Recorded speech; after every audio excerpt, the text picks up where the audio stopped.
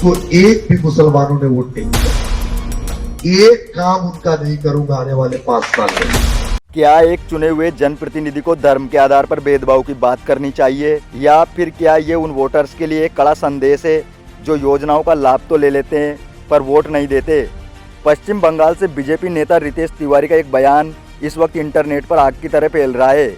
आज की इस वीडियो में हम जानेंगे कि आखिर तिवारी ने क्या कहा और क्यों उनके इस बयान पर देश दो धड़ों में बट गया। मामला कोलकाता की काशीपुर बेलगाचिया सीट का है।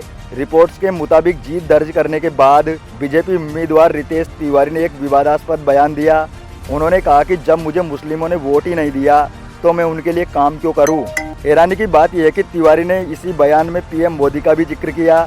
उन्होंने कहा, मोदी जी कहते हैं सबका साथ सबका विकास, मैं उससे सहमत हूँ, वो मेरे नेता है, लेकिन उन्होंने सबका हिसाब करने की बात भी कही थी और अब मैं वही हिसाब कर रहा हूँ। उनके इस बयान ने बंगाल से लेकर दिल्ली तक की सियासत में हलचल मचा दी है। तिवारी के इस बयान की चौतरफा निंदा हो रही है। आलोचकों का यहाँ तक तर्क है कि चुनाव जीतने के बाद एक विधायक पूरे क्षेत्र का प्रतिनिधि होता है, चाहे किसी ने उसे वोट दिया हो या ना दिया हो। संविधान की शपथ लेने वाला व्यक्ति धर्म के आधार पर जनता के काम रोकने की बात कैसे कर सकता है। सोशल मीडिया पर लोग सवाल पूछ रहे हैं कि क्या ये लोकतंत्र की मूल भावना के खिलाफ नहीं है। लेकिन सिक्के का दूसरा पहलू ये भी है, एक बड़ा वर्ग रितेश तिवारी के समर्थन में भी उतर आया है। समर्थकों का तर्क है कि ये गुस्सा एक तरफा नहीं है। सोशल मीडिया पर लोग आसनसोल की उस घटना का जिक्र कर रहे हैं जहां कथित तौर पर एक मंदिर को 15 सालों तक खुलने नहीं दिया गया। समर्थकों का कहना है कि मुस्लिम वोटर्स सरकारी योजनाओं का लाभ तो लेते हैं, लेकिन बीजेपी को वोट न देने की बात खुलकर करते हैं। वक्फ बोर्ड द्वारा जमीनों, घरों और मंदिरों पर किए जा रहे दावों को लेकर भी जनता में भारी नाराजगी है।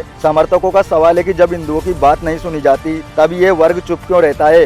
सोशल मीडिया पर बहस अब तुलना तक पहुंच गई है। तिवारी के समर्थकों का कहना है कि जो लोग आज इस बयान का विरोध कर रहे हैं, जब उदयनिधि स्टालिन ने सनातन धर्म को खत्म करने की बात कही थी, क्या ओवैसी के उस बयान का विरोध हुआ था जिसमें उन्होंने कहा था कि मोदी योगी के जाने के बाद हिसाब होगा।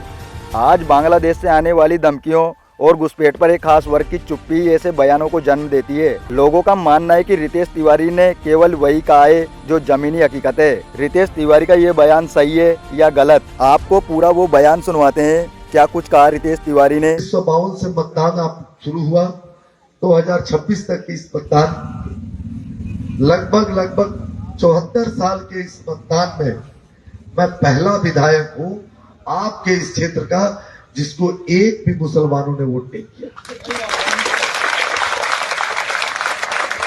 तो मुझे जो वोट किया मेरे ऊपर अधिकार उसका है। जिसने वोट नहीं किया हम उसके घर मांगने भी नहीं गए।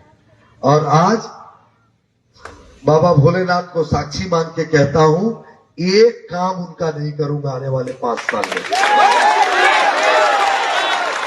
एक सर्टिफिकेट इशू नहीं करूंगा उनके लिए,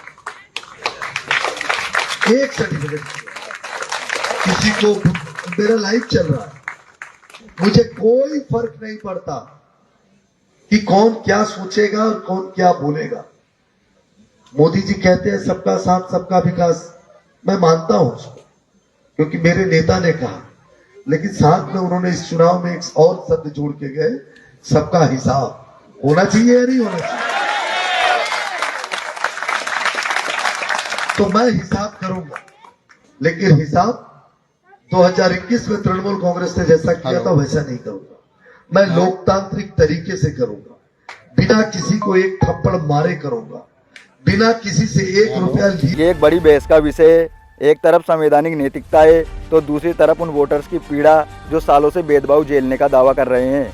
हमें कमेंट बॉक्स में अपनी राय जरूर बताएं। क्या आप रितेश तिवारी के बयान को जायज मानते हैं? क्या आपको लगता है कि एक नेता को ऐसी भाषा शोभा नहीं देती? अपनी राय निष्पक्ष होकर लिख के और इस वीडियो को शेयर करें ताकि ये बहस सही दिशा में आगे बढ़ सके। देखते रहिए रियल दुनिया। धन्यवाद।